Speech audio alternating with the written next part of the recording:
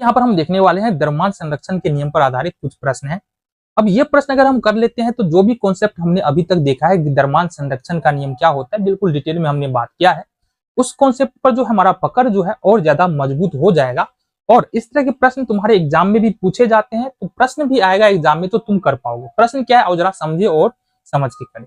प्रश्न हमारे पास sodium carbonate के 5.3 ग्राम एथेनोइक अम्ल के 6 ग्राम के साथ अभिक्रिया करता है। 8.2 ग्राम सोडियम एथेनोइट बनाता है, ये पूरा नहीं लिखा हुआ है। 8.2 ग्राम यहाँ पर लिखा हुआ है ना, सोडियम एथेनोइट बनाता है। 2.2 ग्राम कार्बन डाइऑक्साइड बनाता है और 0.9 ग्राम जल बनाता है। तो दर्शाइए कि यह द्रव्यमान संरक्षण का नियम दर्शाता है। क्योंकि यहाँ पर केमिकल रिएक्शन हो रहा है, केमिकल चेंज हो रहा है, बिल्कुल द्रव्यमान संरक्षण का नियम हर एक केमिकल रिएक्शन के साथ या हर एक परिवर्तन जो दुनिया में हो रहा है वहां पर द्रव्यमान संरक्षण का नियम लागू होता है। इतना बात तो समझ लो। तो इस प्रश्न को हल करने के लिए क्या करना पड़ेगा बाबू? कुछ नहीं करना पड़ेगा। देखो, सबसे पहले तो जो रिएक्शन निकल के आ रहा है यहाँ पर, वो रिएक्शन हमको पता होना चाहिए, तभी जाकर हम आगे प्रश्न कर सकते हैं। तो रिएक्शन में क्या कहा जा रहा है? सोडियम, एक तो सोडियम कार्बोनेट, तो लिखो हमारे पास है सोडियम कार्बोनेट। एक तो ये रिएक्शन करता है एथेनोइक अम्ल से, एथेनोइक अम्ल, इससे रिएक्शन किया, बनाया क्या? यहाँ पर बनाया हमारा यहाँ पर सोडियम एथेनोइट, सोडियम एथेनोइट। दूसरा जो प्रोडक्ट बन रहा है वो हमारा कार्बन डाइऑक्साइड बन रहा है, कार्बन डाइऑक्साइड। और तीसरा जो प्रोडक्ट बन रहा है हमारा ये जल बन रहा है। ठीक है जी। अब यहाँ पर अगर हम जानना चाहे कि इसका फॉर्मूला क्या होता है, ऐसे यहां से भी हम कर सकते हैं, बट बाद में इजी होगा। तो सोडियम कार्बोनेट का जो फॉर्मूला होता है वो Na2CO3 होता है, बाद में हम इसी का प्रयोग करने वाले हैं। एथेनोइक अम्ल का जो फॉर्मूला होता है CH3COOH होता है। सोडियम एथेनोइट का फॉर्मूला होता है यहां पर Na2C, क्या होता है CH3COONA, ये होता है सोडियम एथेनोइट का फॉर्मूला। और हमको पता है कार्बन डाइऑक्साइड का जो फॉर्मूला होगा वो CO2 और जल का जो फॉर्मूला होगा, सूत्र होगा वो H2O होता है। इतनी बात तो हमको पता है कि नहीं पता है? बिल्कुल पता है।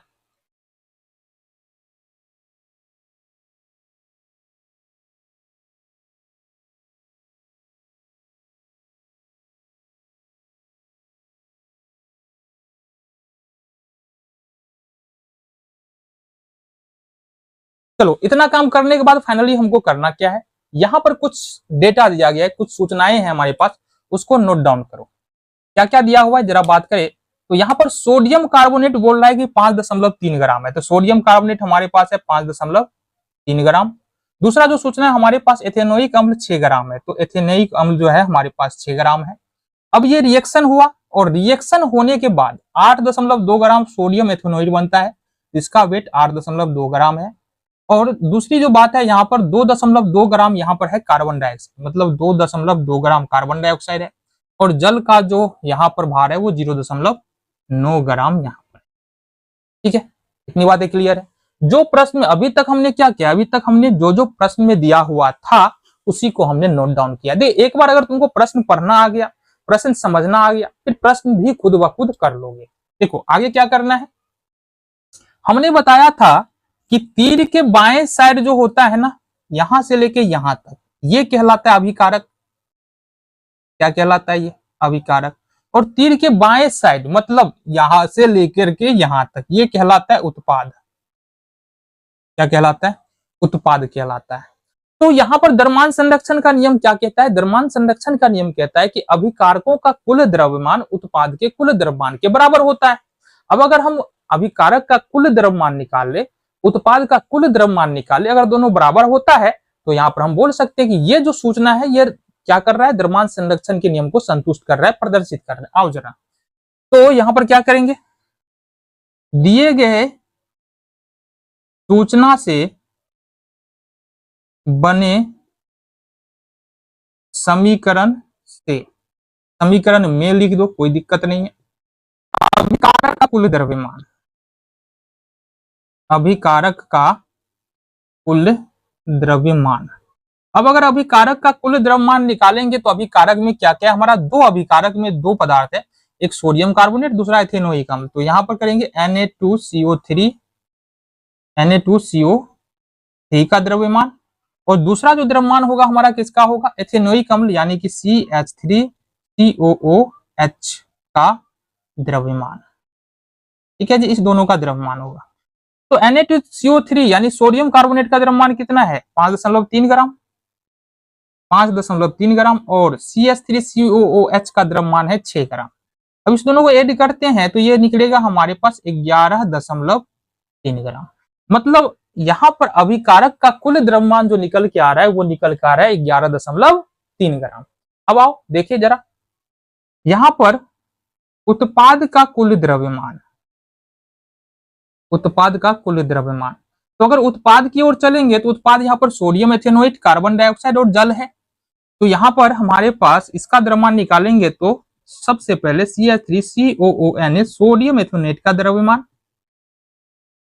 प्लस में CO2 का द्रव्यमान, और प्लस में H2O का द्रव्यमान। इस तीनों के द्रव्यमान यानी भार को हमको जोड़ना पड़ेगा।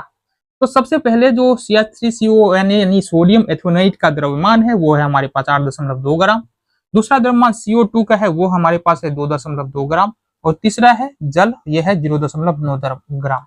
इस तीनों को अगर ऐड करते हैं तो हमारे पास कितना आता है, 11.3 ग्राम।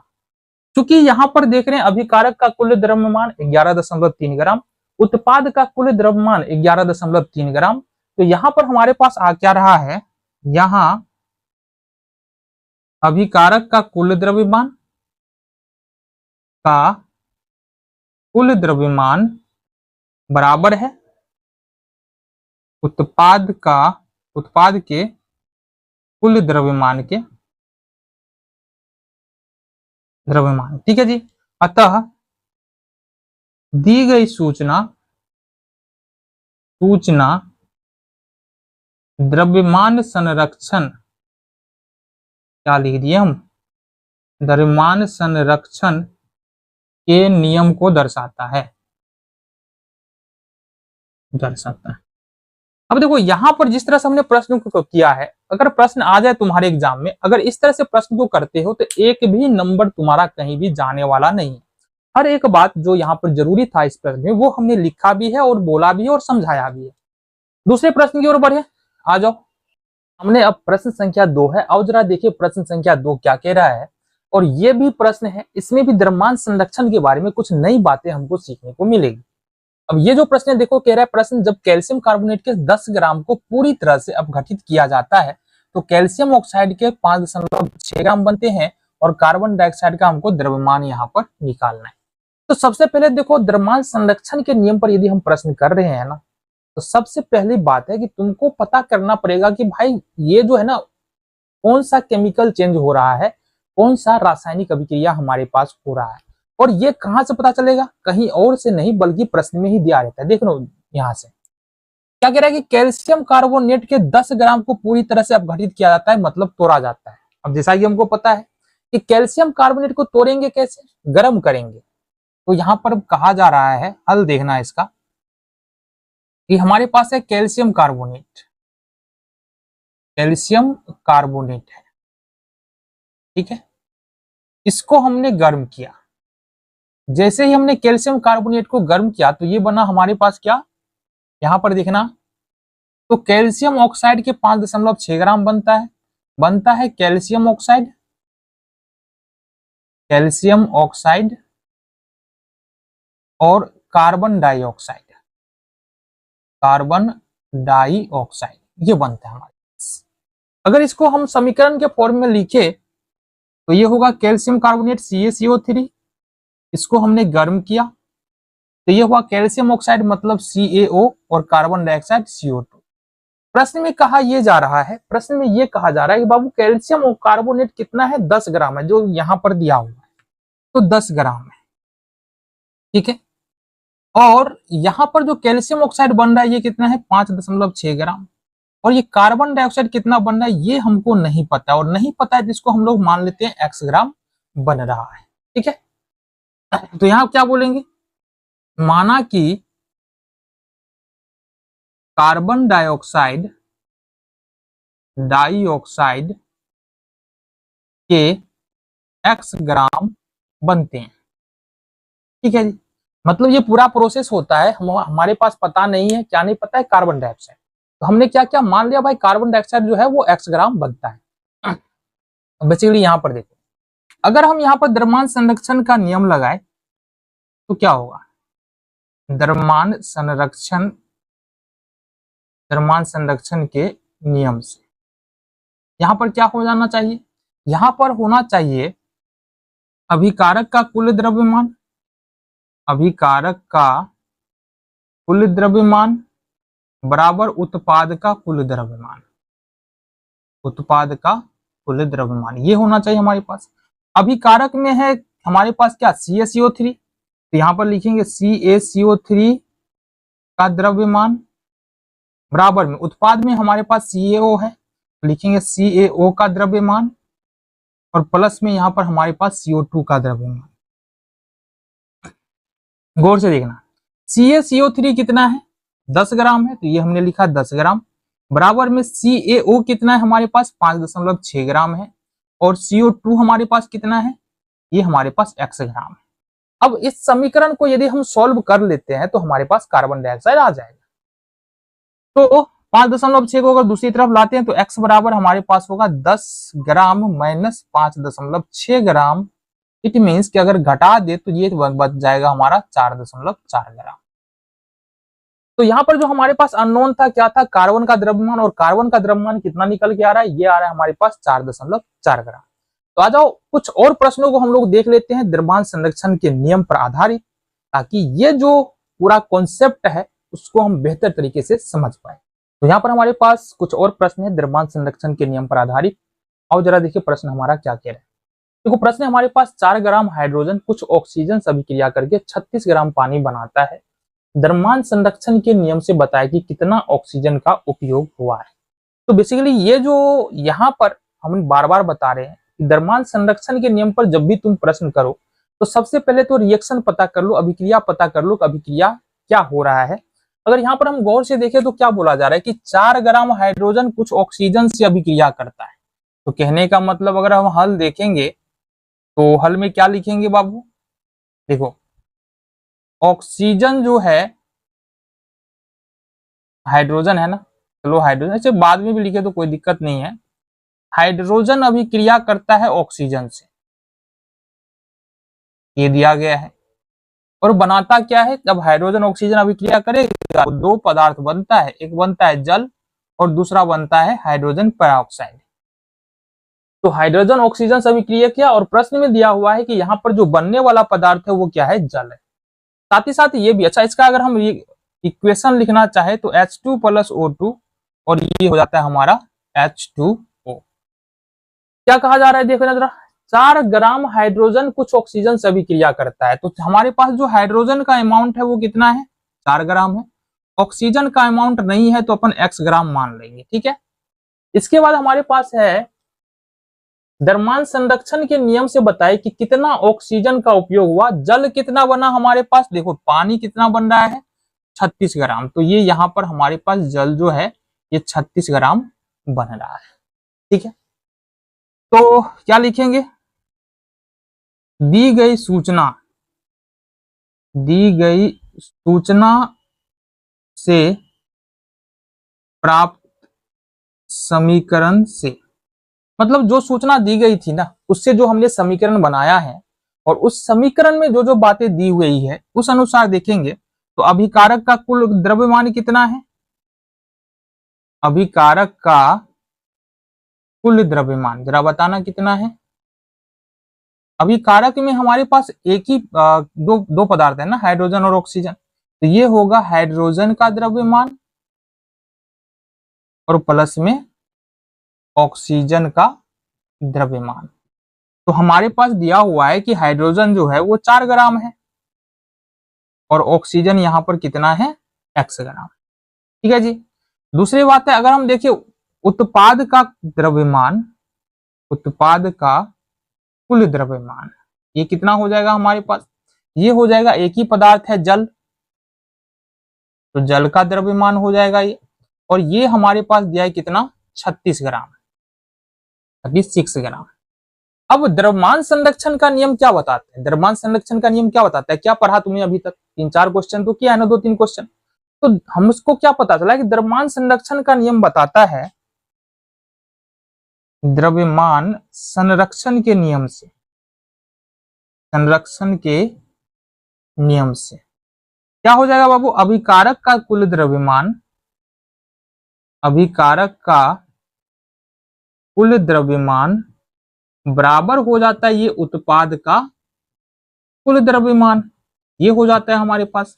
ठीक है, तो अभिकारक का जो कुल द्रव्यमान है कितना है? 4 ग्राम प्लस x ग्राम, यह है 4 ग्राम और प्लस में x ग्राम, बराबर में उत्पाद का जो कुल द्रव्यमान है वो कितना है? 36 ग्राम। अब यहां से अगर हम x का मान निकालना चाहे तो निकाल सकते हैं क्या? बिल्कुल निकाल सकते हैं। तो देखो यहां से x का मान कैसे आएगा? ये आ जाएगा हमारे पास x ग्राम बराबर, देखो 4 ग्राम को दूसरी तरफ ले जाएंगे, माइनस में हो जाएगा, तो x ग्राम बराबर हो जाएगा 36 ग्राम अब माइनस में 4 ग्राम, कितना हो जाएगा? ये हो जाएगा तुम्हारा 32 ग्राम। मतलब कहने का ये है, यहां पर पूछा जा रहा था कि बताए कि ऑक्सीजन का कितने ऑक्सीजन का उपयोग हुआ, कितना ऑक्सीजन का उपयोग हुआ। तो ऑक्सीजन का जो उपयोग हो रहा है वो कितने ऑक्सीजन का? 32 ग्राम ऑक्सीजन का उपयोग यहाँ पर 36 ग्राम जल के बनने में होता है। ये प्रश्न था हमारा। चलो जी, चलो इसको नोट करना है तो नोट कर सकते हो। चलो अगले प्रश्न की ओर चले।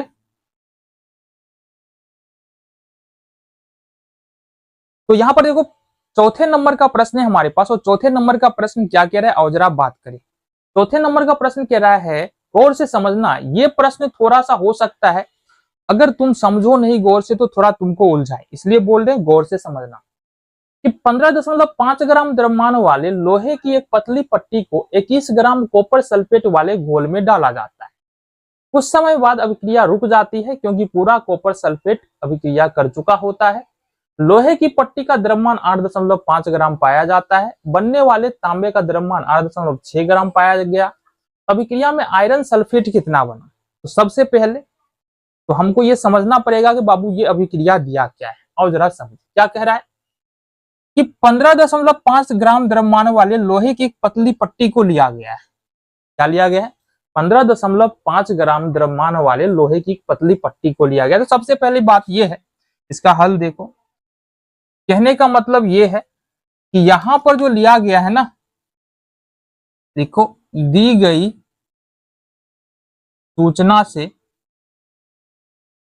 प्राप्त समीकरण, क्या समीकरण बन रहा है हमारे पास? देखो यहां से सबसे पहले तो आयरन है, लोहा है, ठीक है, और प्लस में 15.5 ग्राम द्रव्यमान वाले लोहे की एक पतली पट्टी को 21 ग्राम कॉपर सल्फेट, देखो 21 ग्राम कॉपर सल्फेट में के घोल में रखा जाता है। मतलब जो दूसरा पदार्थ है अभिकारक में ना, अभिक्रिया जो जिन दो पदार्थों के बीच में हो रहा है, एक तो लोहा है, दूसरा हमारा कॉपर सल्फेट,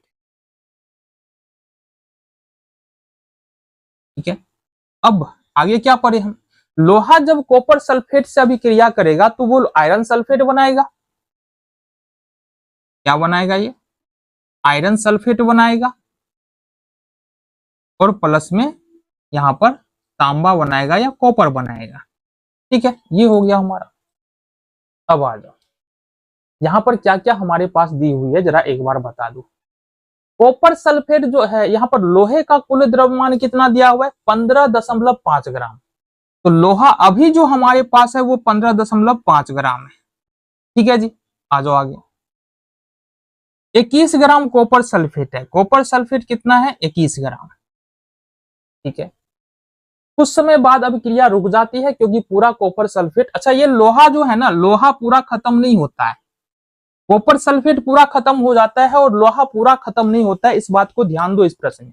कुछ समय बाद अभिक्रिया रुक जाती है क्योंकि पूरा कॉपर सल्फेट अभिक्रिया कर चुका होता है। लोहे की पट्टी का द्रव्यमान 8.5 ग्राम पाया जाता है। अब समझो मामला क्या है यहाँ पर।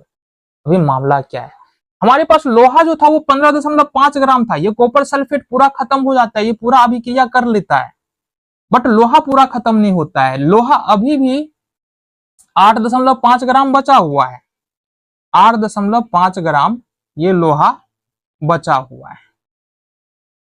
तो अगर 15.5 ग्राम का लोहा था, 8.5 ग्राम अभी भी बचा हुआ है, इसका मतलब कितने लोहा का प्रयोग हुआ है? तो घटा दो इसको, 7 ग्राम लोहे का प्रयोग हुआ है। तो बेसिकली ये जो लोहे का अमाउंट होगा ना, जो अभिक्रिया कर चुका है, वो कितना होगा? 7 ग्राम होगा। ठीक है, और कॉपर सल्फेट का कितना द्रव्यमान है यहाँ पर? 21 ग्राम, जो कि पूरा खत्म हो गया है। और कुछ दिया है प्रश्न में, बनने वाले तांबे का द्रव्यमान 8.6 ग्राम है। ये है हमारे पास तांबा 8.6 ग्राम। तो अभिक्रिया में आयरन सल्फेट कितना बना, ये कितना बना, ये हमको बताना है। अब तो आसानी से बन जाएगा। 7 ग्राम लोहा, 21 ग्राम कॉपर सल्फेट, तांबा 8.6 ग्राम, आयरन सल्फेट x ग्राम। तो अब तो आसानी से बन जाएगा। ठीक है, यहां पर लगाएंगे द्रव्यमान संरक्षण के नियम से क्या हो जाएगा? अभिकारक का कुल द्रव्यमान बराबर हो जाएगा उत्पाद का कुल द्रव्यमान। ये हो जाएगा हमारे पास। तो अब यहाँ पर अभिकारक का कुल द्रव्यमान मतलब किसका? लोहा का कुल द्रव्यमान और कॉपर सल्फेट का द्रव्यमान। तो लोहा प्लस कॉपर सल्फेट का कुल द्रव्यमान ये होगा हमारा। ठीक है, और इस तरफ देखना जरा, आयरन सल्फेट और तांबा का कुल द्रव्यमान, आयरन सल्फेट प्लस तांबा का कुल द्रव्यमान। तो कहने का मतलब समझो ना बात को, हम बोल रहे हैं ना द्रव्यमान संरक्षण का नियम बताता है अभिकारक का कुल द्रव्यमान, उत्पाद का कुल द्रव्यमान। हमने कहा है कि तीर के बाएं साइड में जो भी पदार्थ रहेगा वो होता है अभिकारक। तो लोहा और कॉपर सल्फेट अभिकारक हो जाएगा। आयरन और तीर के दाहिने साइड में जो भी पदार्थ होता है वो होता है उत्पाद, मतलब आयरन सल्फेट और तांबा उत्पाद हो जाएगा।